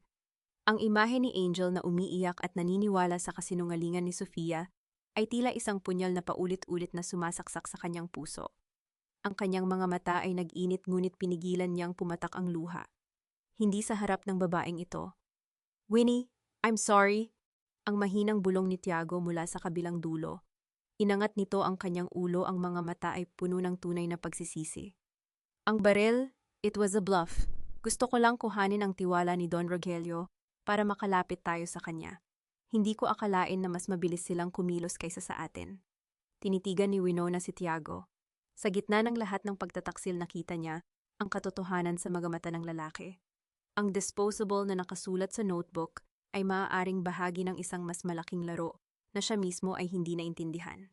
Ngunit sa sandaling ito, ang pagtitiwala ay tila isang luhong hindi na nila kayang ibalik. Save your breath, Tiago, ang malamig na sabi ni Winona. Mag-usap tayo kapag buhay pa tayo pagkatapos nito. Biglang bumukas ang dambuhalang pinto ng bodega at pumasok ang anino ng isang taong nagdadala ng mas matinding kadiliman. Si Don Rogelio, nakasuot ng kanyang itim na coat, ay lumakad ng may autoridad patungo sa kanila. Ang tunog kanyang baston sa sahig ay tila isang martilyo ng hatol. Tapusin na natin ang usapang ito, ang maring deklara ng matanda. Tumingin siya sa kanyang mga tauhan at nagbigay ng isang kumpas. Isang dambuhalang drum na puno ng gasolina ang iginulong palapit sa kinalalagyan ni Winona at Tiago. Masyado na kayong maraming nalalaman. At sa pamilya de Alvear, ang mga lihim ay ibinabaon sa ilalim ng lupa o sa kasong ito sa ilalim ng abo. Wait, Father. Pumasok si Rodrigo, ang kanyang muka ay puno ng kalituhan at takot. Kailangan ba talaga nating gawin ito? We can just send them away, Winona. I mean Maribel, she's still the mother of my child. Shut up, Rodrigo. Ang sigaw ni Sofia, ang kanyang boses, ay tila isang baliw na humihiyaw. Siya ang sisira sa atin. Siya ang dahilan kung bakit tayo nagkakagulo. Kung gusto mong protektahan ang pamilyang ito, hayaan mong gawin ni Don Rogelio ang nararapat. Naramdaman ni Winona ang matapang na amoy ng gasolina na nagsisimulang kumalat sa sahig. Ang lamig ng likido sa kanyang mga paa ay tila isang hudyat ng kamatayan. Sa sandaling iyon, ang takot ay napalitan ng isang kakaibang katahimikan. Ang kanyang puso ay tumitibok ng maayos, ang kanyang isipan ay kasing linaw ng kristal. Isang maliit na bagay ang naramdaman ni Winona sa loob ng kanyang palad, isang maliit na hair clip na nahulog mula sa buhok ni Angel noong nagkita sila sa paaralan. Isang simpleng piraso ng plastic, ngunit sa kamay ng isang bihasang espiya, ito ay isang susi. Dahan-dahan sa gitna ng kadiliman at sa ilalim ng anino ng silya, sinimulan niyang gamitin ang clip para kalasin ang kanyang gapos. May huling-hiling ka ba, Maribel? Ang tanong ni Don Rogelio habang kinukuha ang isang gintong lighter mula sa kanyang bulsa. Ang kislap ng apoy sa dulo ng lighter ay tila isang bituin ng kamatayan sa dilim ng bodega. Tumingala si Winona. Ang kanyang mga mata ay hindi na nagpapakita ng takot kundi isang matalim na pangako. Isang hiling lang, Don Rogelio. Siguraduhin mong mamatay ako sa gabing ito, dahil kung hindi, sisiguraduhin kong ang bawat isa sa inyo ay magmamakaawa para sa sarili ninyong katapusan. Isang nakakatakot na ngiti ang sumilay sa labi ni Don Rogelio bago niya binitawan ang lighter patungo sa sahig na basang-basa ng gasolina. Ang apoy ay mabilis na gumuhit sa sahig, isang dambuhalang ahas ng liwanag at init na patungo sa kinalalagyan ni Winona at Tiago. Ang tunog ng pagsiklab ay tila isang dagundong na kumain sa lahat ng ingay sa loob ng bodega. Mamamatay ba ang lahat ng sikreto sa gitna ng apoy, o ito na ang simula ng isang pagbabalik na mas matindi kaysa sa anumang impyernong kayang likhain ng mga de Alvear? Hindi ko ginusto ito, Maribel. Patawarin mo ako. Hindi ko ginustong humantong tayo sa ganito. Ang boses ni Rodrigo ay basag, puno ng pait at pagsisisi, habang siya ay nakaupo sa sahig ng madilim at lumang silid na dati ay kinalalagyan ni Maribel sa mansion.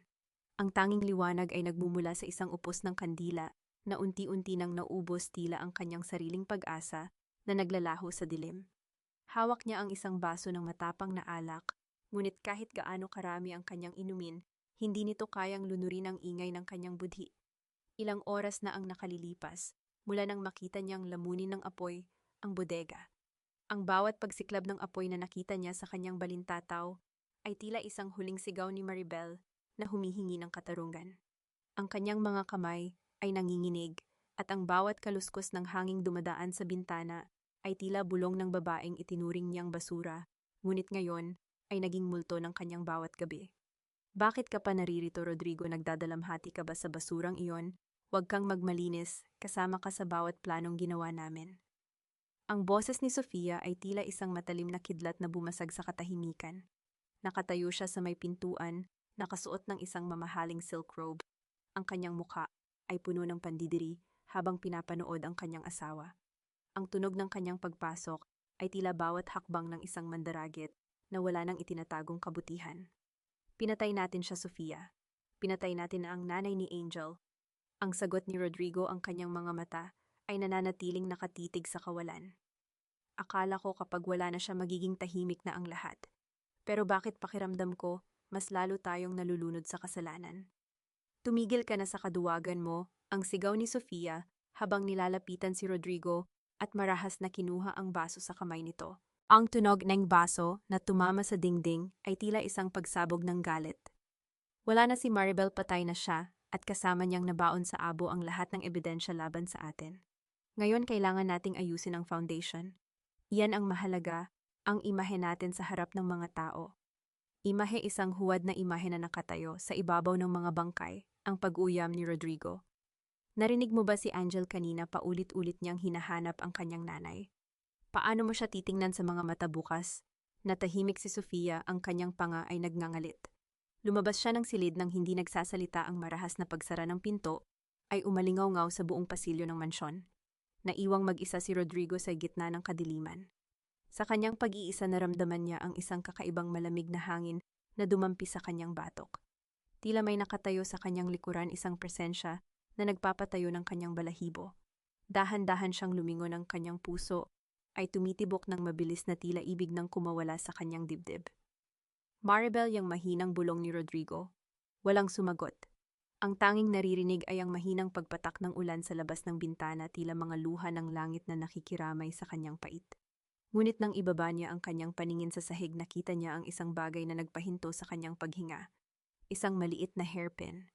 Isang kulay rosas na hairpin na may disenyo ng bulaklak, ang paboritong ipit sa buhok ni Angel na laging suot ni Maribel sa kanyang bulsa bilang agimat. Ang hairpin na ito ay dapat na nasa bodega, dapat na natunaw na sa gitna ng apoy. Ngunit heto, nakapatong ito sa ibabaw ng lumang banig na kinalalagyan ni Rodrigo, malinis at walang bahid ng abo. Ang takot ay mabilis na kumalat sa buong katawan ni Rodrigo. Mabilis siyang tumayo at pilit na binuksan ang bintana para huminga ng sariwang hangin. Ngunit sa pagtingin niya sa labas, sa ilalim ng malamig na liwanag ng buwan, nakita niya ang isang anino ng babae na nakatayo sa dulo ng garden. Nakasuot ito ng isang maputing damit na tila isang telang lumulutang sa hangin. Ang buhok nito ay maikli, saktong-sakto sa hitsura ni Winona Salcedo. Hindi maaari, patay ka na, ang sigaw ni Rodrigo sa kadiliman. Ang anino ay dahan-dahang lumingon. Hindi makita ni Rodrigo ang mukha nito dahil sa lakas ng ulan, ngunit naramdaman niya ang matalas at malamig na titig na tila sumusunog sa kanyang kaluluwa. Sa isang iglap, tila isang kisap mata, ang anino ay naglaho ng mabilis, iniwan lamang ang tunog ng hangin na humahagupit sa mga dahon ng nara. Nanginginig na bumalik si Rodrigo sa loob at mabilis na isinara ang bintana. Ang kanyang hininga ay putol-putol at ang bawat sulok ng silid ay tila nagiging isang kulungan na mas masahol pa sa bilangguan. Hindi alam ni Rodrigo na sa kabilang dako ng mansyon, sa loob ng silid ni Angel, isang lihim na pinto sa likod ng aparador ang dahan-dahang bumukas. Isang kamay na may bahid ng uling, ngunit may matatag na haplos, ang dumampi sa pisngi ng natutulog na bata. Huwag kang matakot, anak.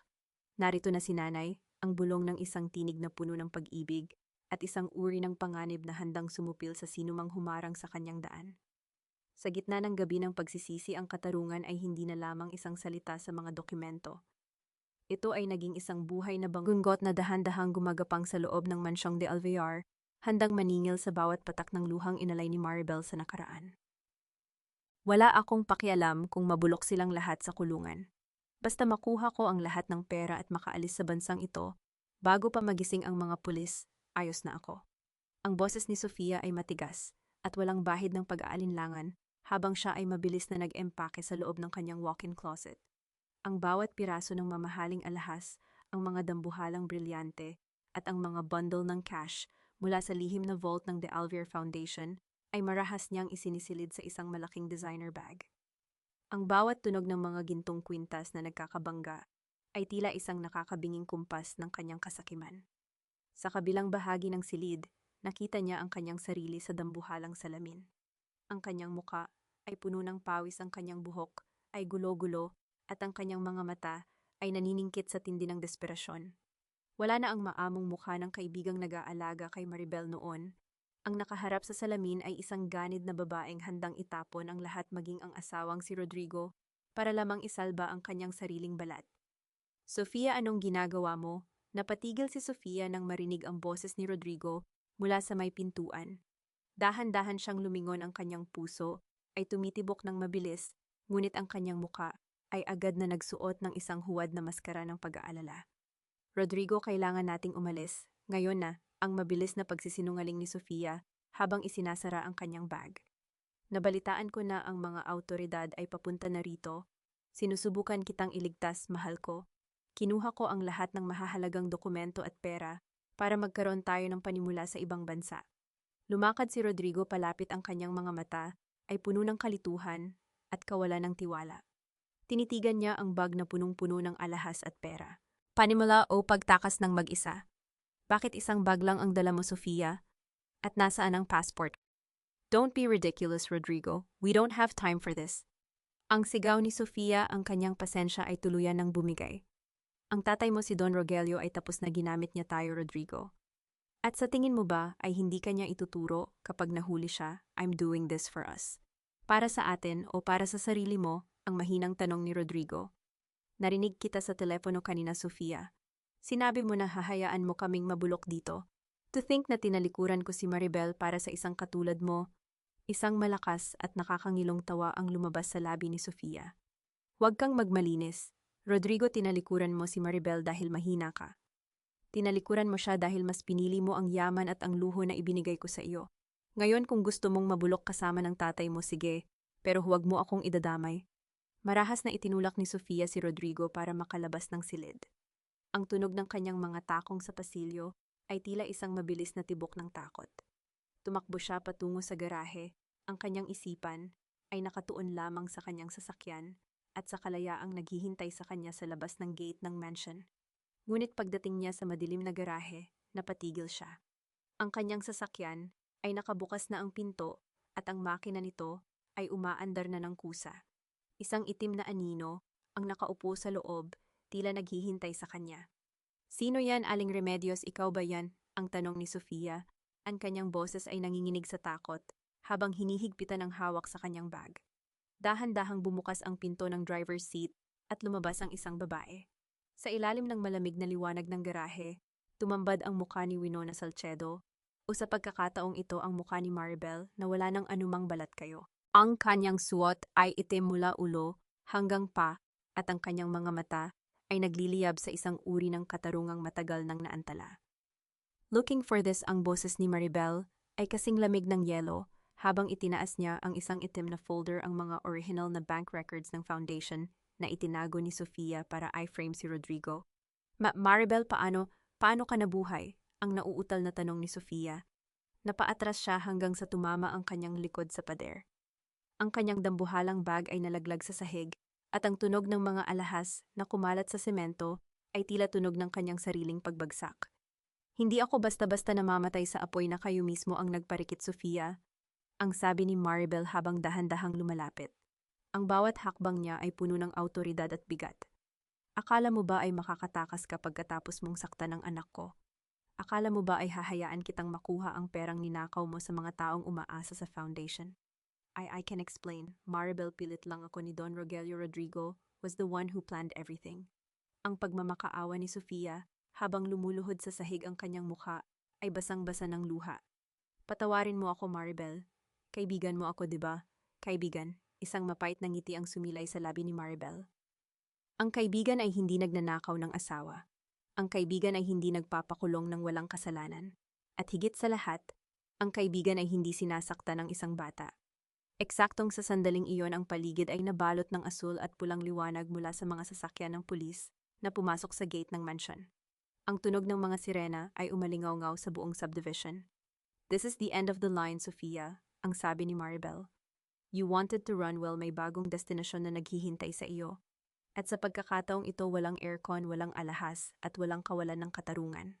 Habang pinupusasan mga pulis si Sofia na naglulupasay at sumisigaw ng kung ano-ano, tumalikod si Maribel. Ngunit bago siya makalayo nakita niya si Rodrigo na nakatayo sa dulo ng garahe, nakatingin sa kanya nang may pagsusumamo at matinding pangungulila. Maribel, wait! Tumigil si Maribel ngunit hindi siya lumingon. Ang kanyang puso ay nanatiling matatag, ngunit may isang bahagi nito na bahagyang kumirot. Hindi para kay Rodrigo, kundi para sa 8 taon na itinapon niya sa taong nasa likuran niya. Huwag mo akong tawaging Maribel, ang malamig niyang sagot. Ang babaeng iyon ay namatay na sa gabing pinili mong maniwala sa kasinungalingan kaysa sa katotohanan. Habang ang mga ay nagsisimulang pumasok sa loob ng mansyon para arestuhin si Don Rogelio, isang tanong ang nanatili sa isipan ni Maribel habang papalabas siya ng garahe. Sapat na ba ang pagkakakulong ng kanyang mga kaaway para mabura ang lahat ng pait sa kanyang puso? O ang tunay na laban ay magsisimula pa lamang sa sandaling magkaharap sila ng kanyang anak. Ang danggal para sa Maga de Alviar ay isang kasuotang isinusuot lamang sa harap ng maraming tao, ngunit sa gabing ito, huhubaran natin ang katotohanan sa harap ng buong mundo. Ang Manila Hotel Grand Ballroom ay punong-puno ng halimuyak ng mga imported na bulaklak at ang nagniningning na liwanag mula sa mga dambuhalang crystal chandelier. Ang bawat panauhin ay nakasuot ng kanilang pinakamagarang hiyas, mga taong kabilang sa pinakamataas na antas ng lipunan. Sa gitna ng entablado nakatayo si Don Rogelio de Alviar. Suot ang kanyang tuxedo na tila simbolo ng kanyang hindi matitinag na kapangyarihan. Nakangiti siya habang hinahawakan ang gintong tropeo para sa Businessman of the Year. Ang tagumpay ng kumpanyang ito ay nakatayo sa pundasyon ng integridad at pagtulong sa kapwa. Ang mapagkunwaring boses ni Don Rogelio ay umalingaw-ngaw sa buong ballroom, sinalubong ng masigabong palakpakan. Ngunit ang palakpakan ay biglang naputol nang ang malalaking LED screen sa likod ng entablado na dapat ay magpapakita ng kanyang mga naitulong sa bansa ay biglang kumurap at napalitan ng kulay dugo. Ang mga imahe ng mga bata sa foundation ay naglaho at ang pumalit ay ang mga digital na kopya ng mga bank ledger, mga selyadong dokumento ng money laundering at mga video ng lihim na transaction sa mga pantalan ng Manila. Ang bulong-bulungan ay mabilis na kumalat sa buong ballroom, tila isang apoy na tinangay ng hangin. Nanlaki ang mga mata ni Don Rogelio, ang kanyang hawak na tropeo ay bahagyang nanginig. Anong kabalastugan ito, patayin niyo ang mga screen na yan, ang sigaw niya, ngunit ang kanyang boses ay nabaon sa isang bagong tunog. Ang tunog ng mga yabag ng matitigas na sapatos na sabay-sabay na naglalakad patungo sa gitna ng ballroom. Bumukas ang dambuhalang pinto sa dulo ng hall at pumasok ang isang pangkat ng mga opisyal mula sa National Bureau of Investigation at Philippine National Police. Ngunit sa gitna nila ang lahat ng atensyon ay nakatuon sa isang babae. Si Winona Salcedo ay wala na. Ang nakatayo sa gitna ng ballroom ay si Tita Winifred Santos, nakasuot ng kanyang full military dress uniform. Ang kanyang mga medalya ay kumikinang sa ilalim ng ilaw at ang kanyang mukha ay kasing tigas ng marmol. Ang kanyang aura ay hindi na ng isang biktima, kundi ng isang hukom na handang magbaba ng hatol. Ang integridad ba ang tawag mo sa pagpatay sa mga kasamahan ko sa serbisyo para lamang maprotektahan ang iyong maruming negosyo, Don Rogelio? Ang boses ni Winifred ay malakas at malinaw, tila isang kumpas na nagpatahimik sa buong ballroom. Lumakad siya patungo sa entablado, ang bawat hakbang niya ay puno ng awtoridad. Nang makarating siya sa harap ni Don Rogelio, inilabas niya ang kanyang badge at ang isang warrant of arrest. Don Rogelio de Alviar, arestado ka sa mga kasong plunder, money laundering at drug trafficking. At kasama na rin ang pagtatangkang pagpatay sa isang opisyal ng gobyerno, ang deklara ni Winifred. Ang kanyang mga mata ay nanatiling nakatitig sa matanda, walang bahid ng takot. Wala kang ebidensya, gawa-gawa lang ang lahat ng iyan. Ang sigaw ni Don Rogelio, ang kanyang mukha ay naging kulay ube sa tindi ng galit at takot. Security, ilabas ang babaeng ito. Ang security mo ay nasa kustodya na rin namin, Don Rogelio, ang sagot ni Winifred ng may malamig na ngiti. At ang lahat ng ebidensyang nakikita ng mga tao sa screen na iyan, yan ay galing sa orihinal na hard drive na pilit ninyong itinago sa loob ng 8 taon. Ang bawat sentimo na ninakaw ninyo sa bayan ay may katapat na bilang ng taon sa kulungan. Sa gilid ng entablado nakatayo si Rodrigo, nakatulala at hindi makapaniwala. Ang kanyang buong mundo ay gumuguho sa harap ng kanyang mga mata. Nang magtagpo ang kanilang mga mata ni Winifred, nakita niya ang isang bahid ng awa sa mukha ng babae, hindi dahil mahal pa siya nito, kundi dahil sa labis na kahinaan ng kanyang pagkatao. Maribel, please. Ang mahinang bulong ni Rodrigo, ngunit ang pangalan ay tila isang estrangherong salita sa pandinig ni Winifred. Tapos na ang pagtatago niyo sa dilim.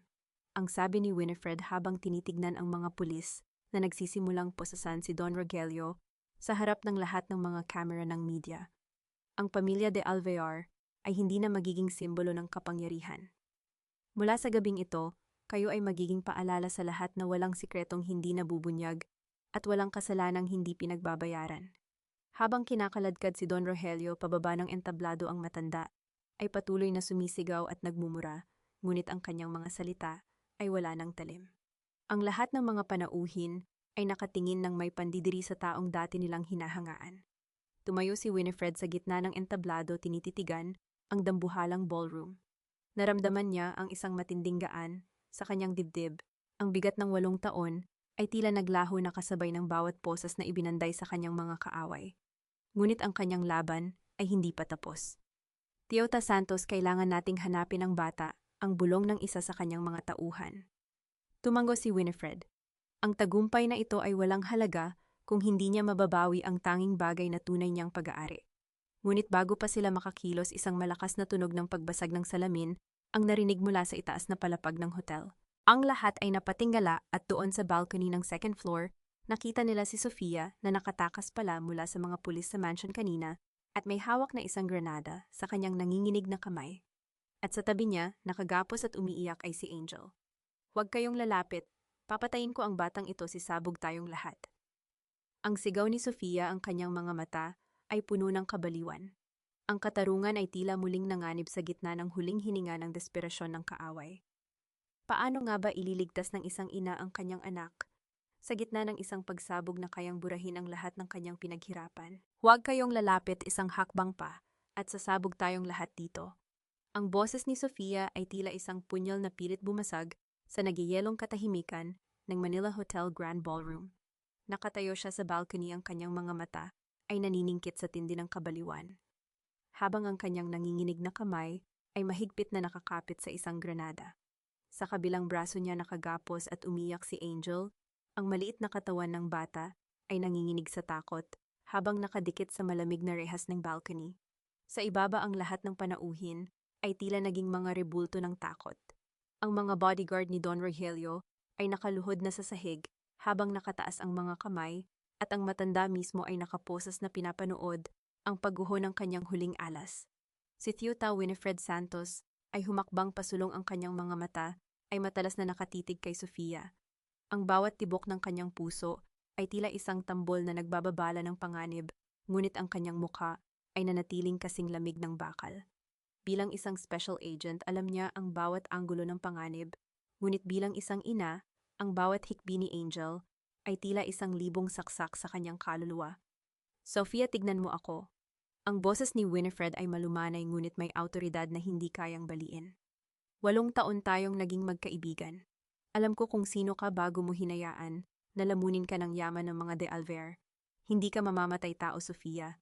Ibaba mo ang granada. Magkaibigan, pinagtatawanan mo lang ako. Maribel, lagi kang mas magaling, lagi kang mas mahal ni Rodrigo. Ang sigaw ni Sofia, ang kanyang boses ay pumiyok sa tindi ng emotion. Ngayon wala na akong lahat. Ang pera, ang mansyon, ang pangalan. Kinuha mo ang lahat sa akin. Hindi ko kinuha ang mga yon, Sofia.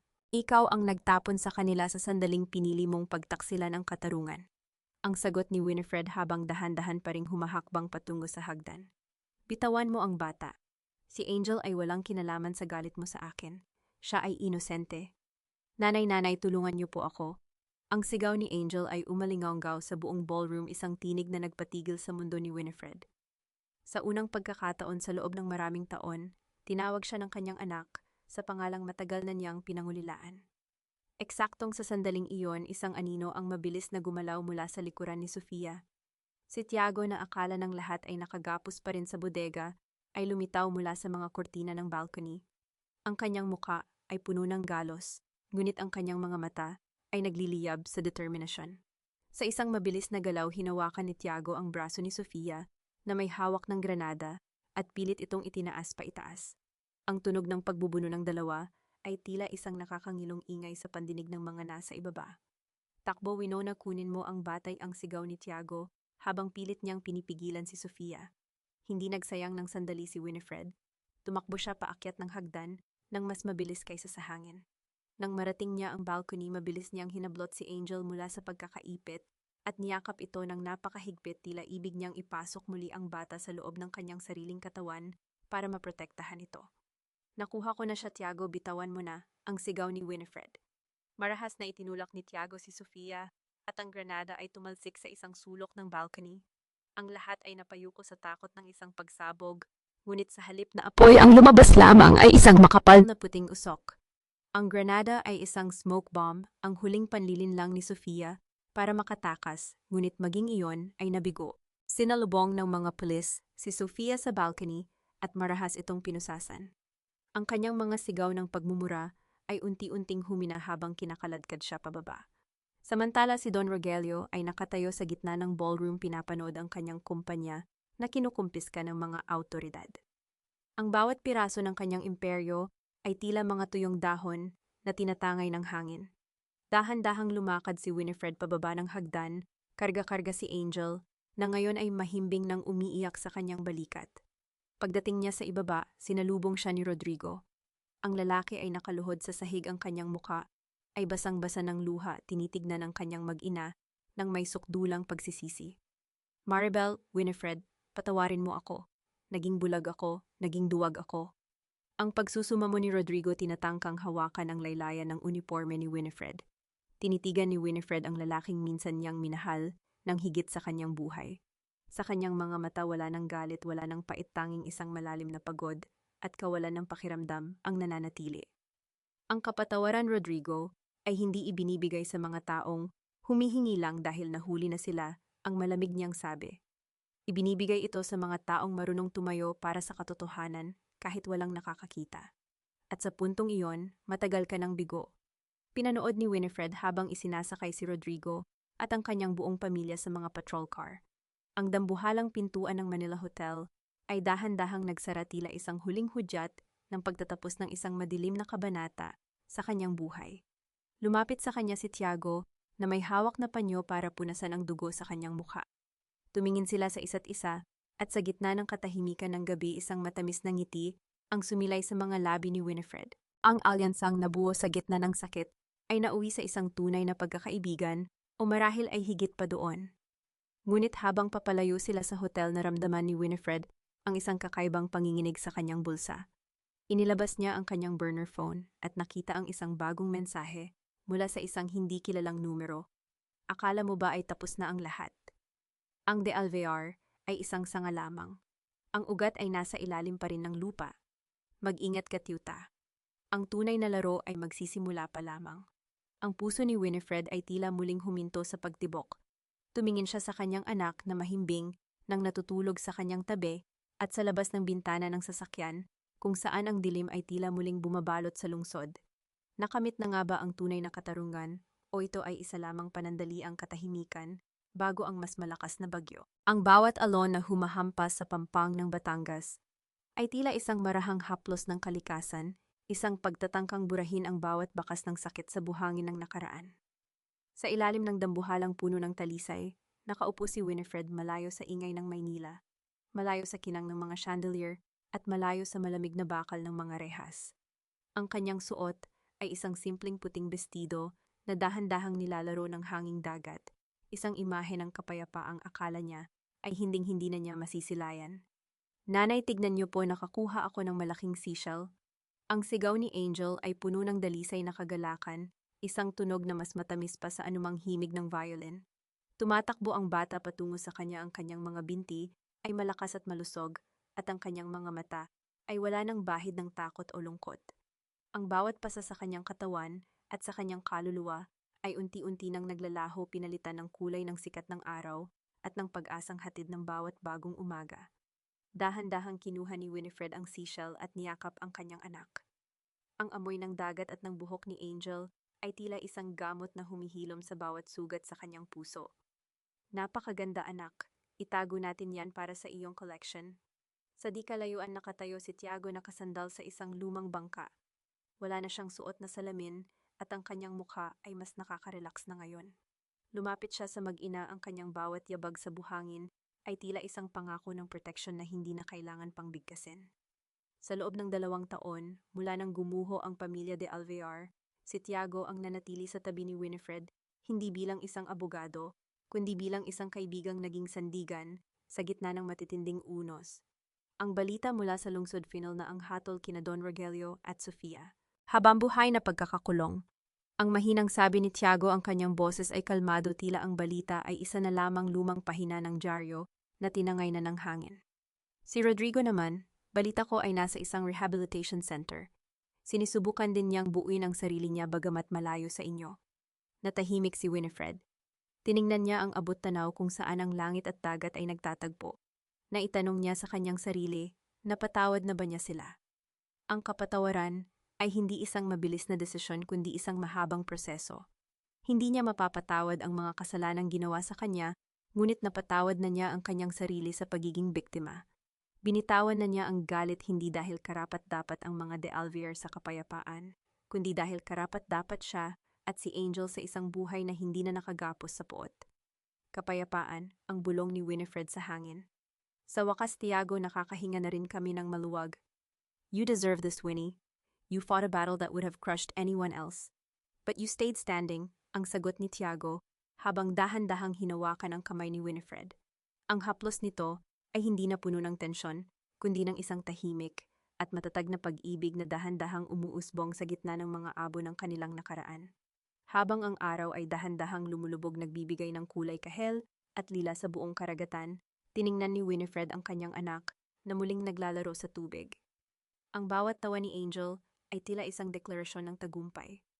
Ang katarungan ay hindi lamang nakuha sa loob ng silid ng hukuman. Nakuha ito sa bawat gabing hindi na sila umiiyak, sa bawat pagkakataong hindi na sila kailangang magtago, at sa bawat pangarap na muling nabubuo. Ang aral na iniwan ng kanyang paglalakbay ay malinaw. Ang tunay na lakas ng isang babae ay hindi nasusukat sa kanyang kakayahang lumaban, kundi sa kanyang kakayahang magmahal muli pagkatapos madurog ang kanyang mundo.